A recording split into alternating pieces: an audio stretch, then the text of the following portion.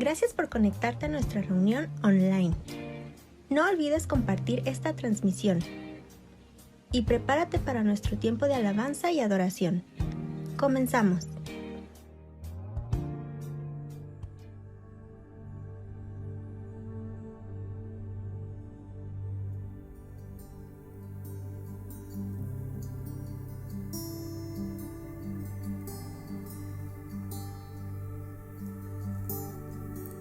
Si hay una unción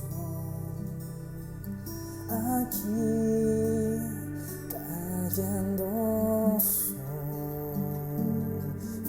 mí, llenándome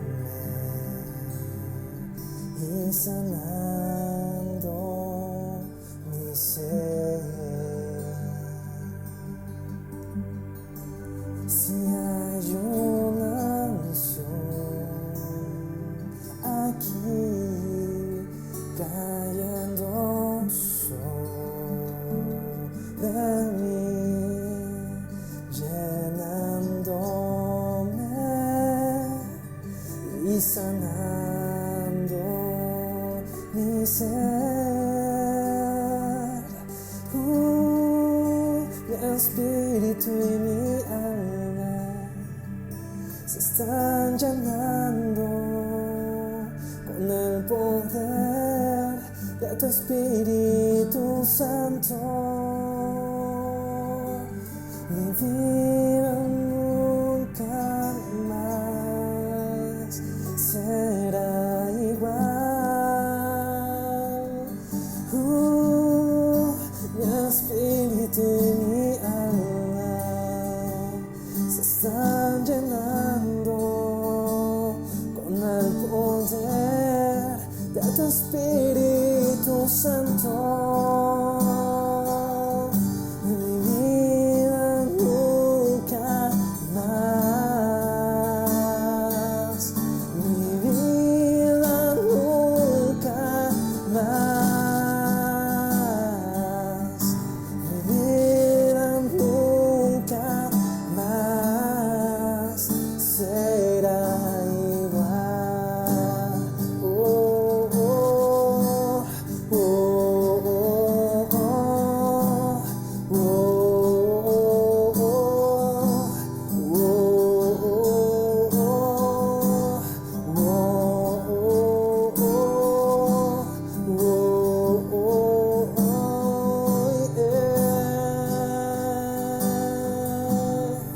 ven y toma el trono,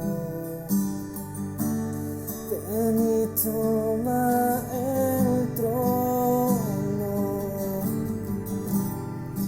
ven y toma el trono, toma el trono de mi corazón.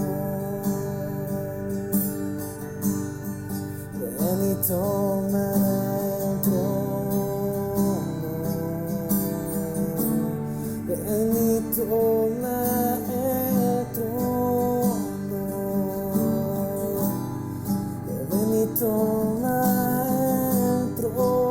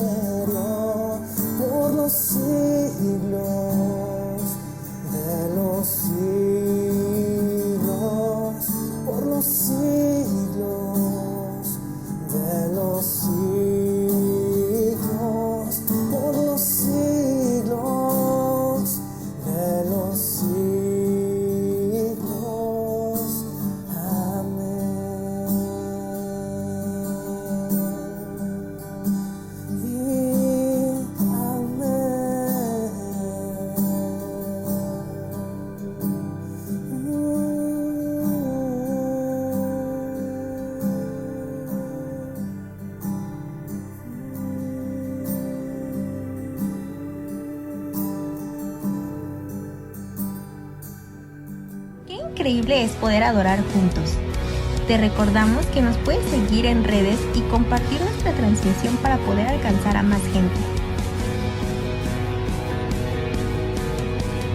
No olvides que tenemos reunión online todos los miércoles a las 8 de la noche. Y también todos los domingos a mediodía.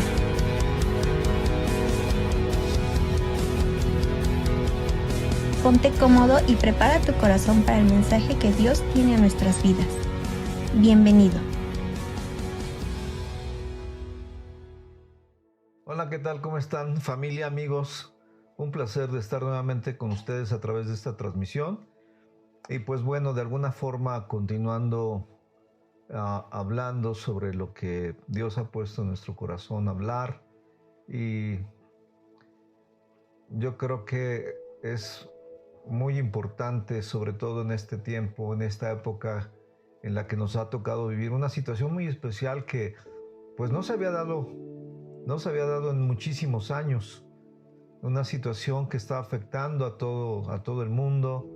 No hay prácticamente nación que no esté experimentando toda esta situación y que de alguna manera nos vemos involucrados todos, pero como parte del cuerpo de Cristo necesitamos reconocer cuál es nuestra responsabilidad en todo esto, porque si bien es cierto, se nos ha solicitado, se nos ha pedido que no nos congreguemos, tenemos una responsabilidad independientemente de que no nos congreguemos. Podemos congregarnos a través de este medio y de alguna manera estar cumpliendo lo que el Señor ha establecido, ¿no? Que no dejemos de congregarnos como algunos tienen por costumbre. Parte de nuestra responsabilidad,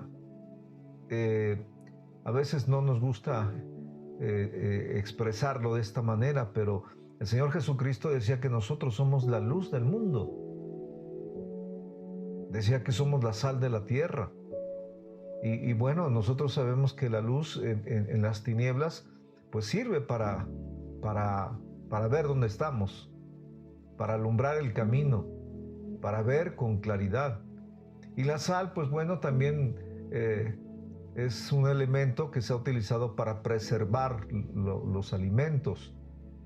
Así que parte de nuestra responsabilidad, pues no simplemente es el congregarnos, porque nos podemos congregar independientemente de que no lo hagamos físicamente, podemos continuar estando juntos, unidos en un mismo espíritu.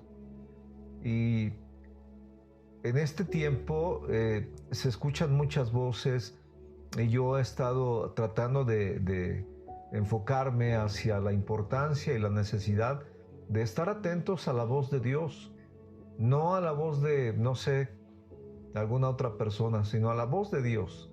Necesitamos escuchar con claridad qué es lo que Dios quiere que nosotros hagamos. Y bueno, yo quisiera enfocarme en un aspecto muy particular, muy sencillo, y con base en Efesios capítulo 6, verso 12, donde dice la Escritura: porque no tenemos lucha contra sangre y carne, sino contra principados, contra potestades, contra los gobernadores de las tinieblas de este siglo, contra huestes espirituales de maldad en las regiones celestes. Esto aparece en Efesios 6, verso 12. Así que en esta porción de la Escritura nos hace ver que lo que estamos viviendo, lo que estamos experimentando, no es una lucha contra personas de carne y hueso, independientemente de que puedan ser partícipes o que puedan ser las que están azuzando o las que están provocando toda esta situación, porque pues se dice pues que esto del virus fue manipulado genéticamente, que fue producido genéticamente en laboratorio y que fue soltado. No sabemos si por accidente o fue intencional. No lo sabemos y quizás nunca lo sepamos, pero Dios lo sabe. Y la responsabilidad que tiene la gente, si es que se produjo, la gente que ayudó, la gente que financió, la gente que está buscando, como algunas personalidades, han dicho, ¿no?, que el propósito es bajar la población mundial, porque ya somos muchos y se van contra las personas de mayor edad, ¿no? Entonces, todo esto no lo sabemos con certeza, Dios lo sabe. Así que yo creo que es bien importante que nosotros entendamos que en esta porción de la Escritura, el apóstol Pablo nos hace mención, nuestra lucha no es contra las personas de carne y hueso.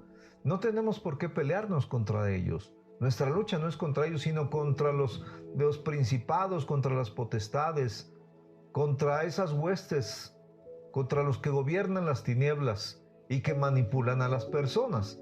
Es distinto.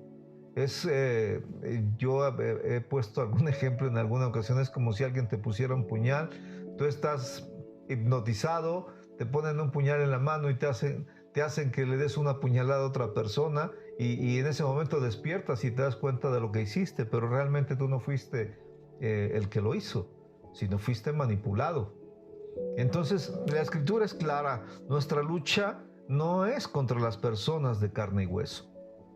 No es contra carne y sangre, sino contra espíritus, contra huestes espirituales, las que gobiernan las tinieblas, los gobernadores de las tinieblas. Pero también nosotros podemos ver que así como nuestra lucha no es contra las personas, también nuestras armas no deben de ser las armas usuales que el mundo usa, ¿no? Porque a veces yo veo que hay personas que de alguna manera tienden a caer en esta trampa, ¿no? Porque es una trampa el hacernos caer en usar los recursos naturales, los recursos humanos, nuestras habilidades y nuestras capacidades.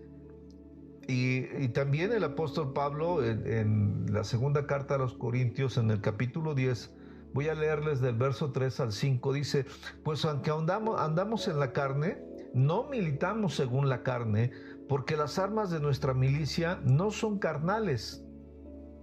Las armas de nuestra milicia no deben de ser movidas por nuestra carnalidad, sino poderosas en Dios para destrucción de fortalezas, derribando argumentos y toda altivez que se levanta contra el conocimiento de Dios, y llevando cautivo todo pensamiento a la obediencia a Cristo. Y miren que realmente cuando nosotros escuchamos que hay una guerra entre dos pueblos, dos naciones, nosotros si nos vamos a escudriñar, a analizar realmente cómo se dio esta situación de guerra entre dos naciones, entre dos pueblos, regularmente es porque no coinciden en alguna idea, en algún argumento. Así que nosotros podríamos decir que finalmente las guerras se dan porque no hay acuerdos entre las ideas de uno y las ideas del otro. Entonces la Escritura dice que aunque andamos en la carne, no militamos según la carne, porque las armas de nuestra milicia no son carnales, sino poderosas en Dios para la destrucción de fortalezas. ¿Cómo se destruye una fortaleza? Pues aquí mismo el apóstol Pablo nos dice: derribando argumentos y toda altivez que se levanta contra el conocimiento de Dios, y llevando cautivo todo pensamiento a la obediencia a Cristo. Fíjense, una fortaleza es algo inamovible. En la Edad Media había fortalezas donde algún ejército o un pueblo se escudaba y de ahí no lo sacaban.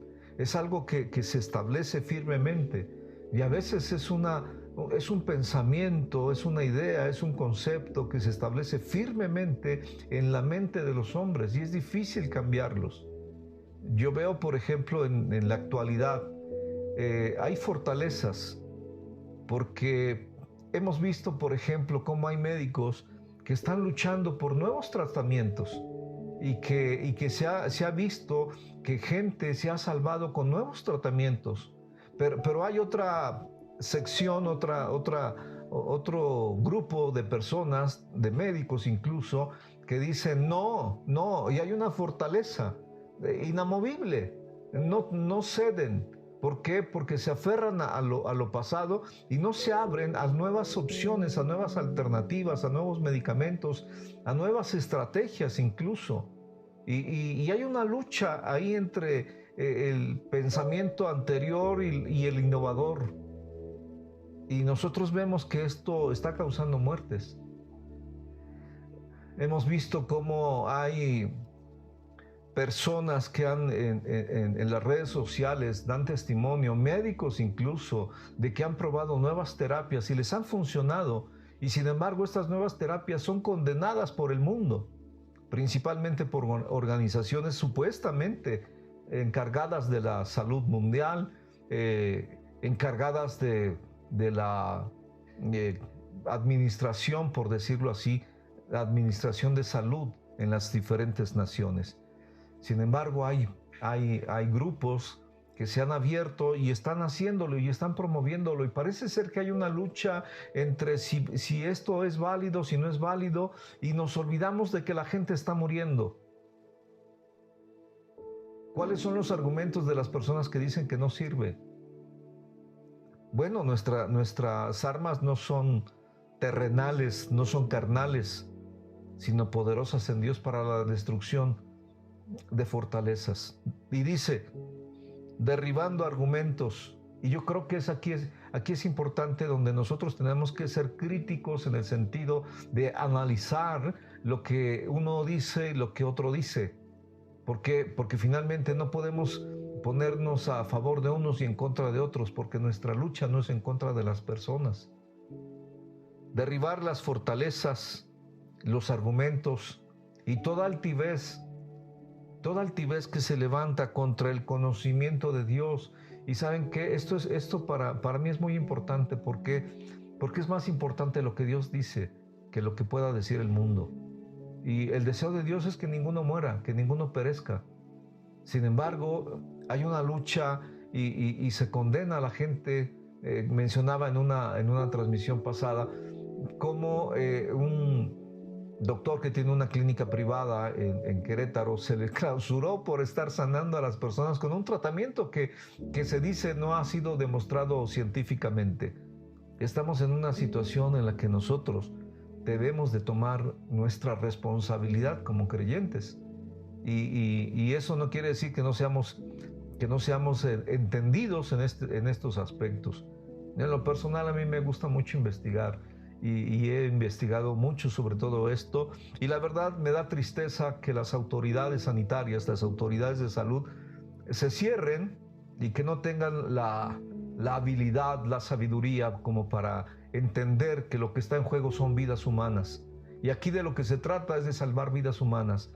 ¿Cuánta gente está muriendo simplemente porque nos cerramos o porque una organización dice que esto no sirve y que hace daño? Cuando en la realidad estamos viendo que mucha gente pudiera haber sido sanada, pudiera haber sido salvada, evitar la muerte. Sin embargo, por toda la publicidad que se está haciendo en contra de estos nuevos de estas nuevas terapias, de estos nuevos métodos, pues la gente muere.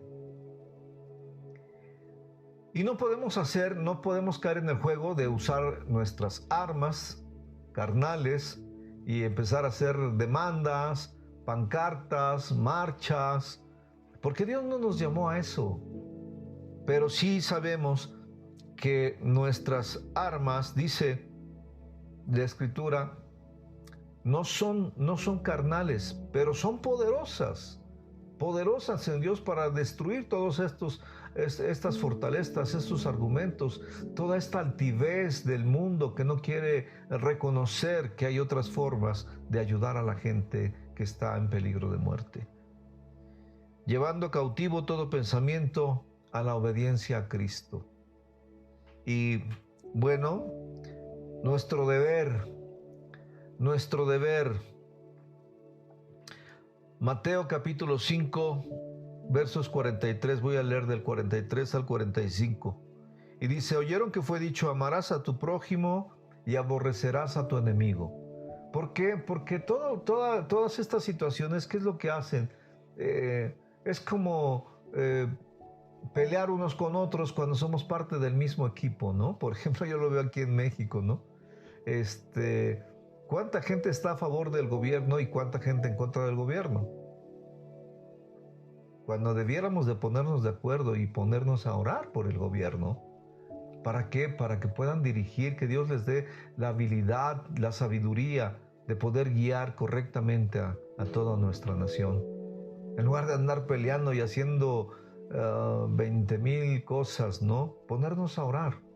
No somos nadie para juzgar a nuestros gobernantes, pero sí somos quienes debemos de estar orando, intercediendo a favor de ellos, para que Dios les dé la habilidad, la sabiduría de gobernar. No es fácil estar al frente.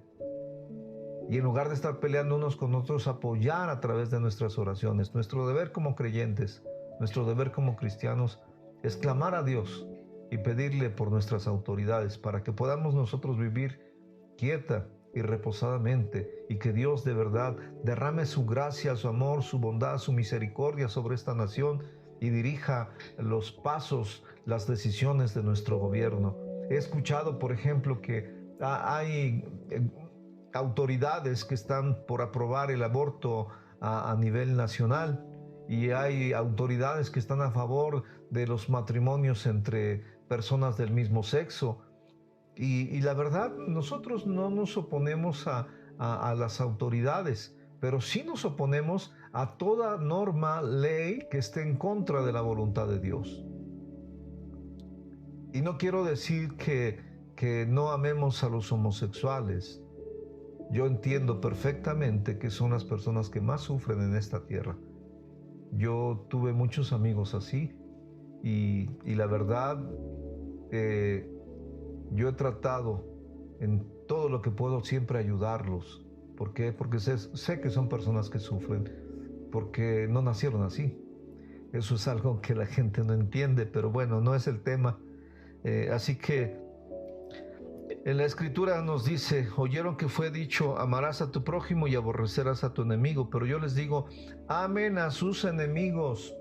Y mire, ese es un deber nuestro y es una responsabilidad tremenda, pero fácil. No lo es. Dice, amen a sus enemigos, bendigan a los que los maldicen, hagan el bien a los que les aborrecen y oren por los que les ultrajan y persiguen, para que sean hijos de su Padre que está en los cielos, que hace salir su sol sobre malos y buenos, y que hace llover sobre justos e injustos. Fíjese nada más las bondades de Dios. Hace salir su sol sobre buenos y malos, y hace caer la lluvia sobre justos e injustos. Él no hace acepción de personas. Él ama a unos y a otros. Y ese es el ejemplo que el Señor nos da, que nosotros como hijos de Él también amemos hacia la gente, independientemente de que a lo mejor no hagan lo correcto, no hagan lo bueno. Difícilmente se nos ocurre a veces orar por esas personas que están tratando de hacer cosas contrarias a la voluntad de Dios, ¿no? Por ejemplo, ¿se imagina usted que vivamos en una nación donde se nos obligue a todos a vacunarnos con una vacuna que no sabemos qué va a provocar? Porque hay estudios serios en los que se dice que una vacuna de este tipo puede ser súper peligrosa.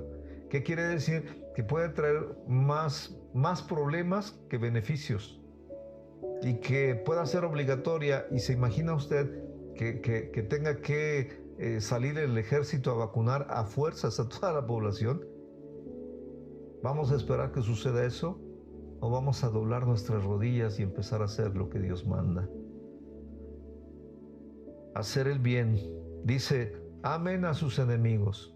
¿Tiene usted algún enemigo? ¿Tiene usted una oportunidad de obedecer a Dios? Amar a nuestros enemigos. Mire, fácil no lo es, pero vale la pena. Vale la pena. Yo se lo digo porque, pues bueno, yo lo he tenido que hacer, y déjeme decirle, no es fácil, pero vale la pena. Amar a nuestros enemigos. Bendecir a los que hablan mal de nosotros. Bendecir a los que nos juzgan, nos critican, o dicen cosas de nosotros a nuestras espaldas, o hablan mentiras de nosotros. Bendecirlos.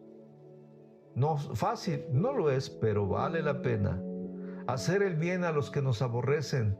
Ay, Dios, no es fácil, pero vale la pena. Y eso es el mandato de Dios. El deseo de Dios es que nosotros oremos por los que nos maltratan, por los que nos persiguen, por la gente que no nos quiere, que no nos ama. Orar por ellos, buscar hacerles el bien, no pagar mal por mal, sino si alguien nos hace algo malo, pagarle con una cosa buena. Fácil, no lo es, pero vale la pena. Vale la pena porque eso va a demostrar de qué estamos hechos, ¿verdad? Y yo creo que en este tiempo necesitamos de verdad orar por todas esas personas que a lo mejor fueron los que provocaron este virus. A lo mejor fueron quienes lo manipularon, los que financiaron todo eso, los que quieren hacer disminuir de esta manera a la humanidad, los que quieren establecer un nuevo orden mundial, los que quieren establecer su control y dominio sobre toda la gente, sobre quienes quieren manipular a todo el mundo. Se nos había ocurrido orar por ellos y decirle: Señor, perdónalos porque no saben lo que hacen. No saben que si ellos llegan a morir sin Cristo en su corazón, se van a arrepentir de todo, de todo. Y como dice la Escritura, más les hubiera valido no haber nacido. Así que yo creo que es una oportunidad para que podamos reconocer nuestra responsabilidad actual. Orar por todas estas personas. Orar por aquellos hombres que están moviendo los hilos a nivel internacional. Orar por todas esas personas, no importa cómo se llamen. Orar por ellos, clamar a Dios, que Dios toque sus vidas, sus corazones, y que Dios impida que hagan lo que ellos quieren. No hay fuerza humana más que Dios toque sus vidas y sus corazones y puedan ser cambiados. Así que yo creo que esa es nuestra responsabilidad. No a salir a protestar o a juzgar o a criticar a autoridades o lo que sea, pero necesitamos orar. Orar por nuestras autoridades, bendecir a nuestras autoridades. Y aquellas personas que tienen el control económico o el control político a nivel mundial, orar por ellos, que Dios los guarde, que Dios los perdone y que Dios se revele a sus vidas y que ellos puedan saber que Jesucristo también murió por ellos y también los ama. Esa es nuestra responsabilidad.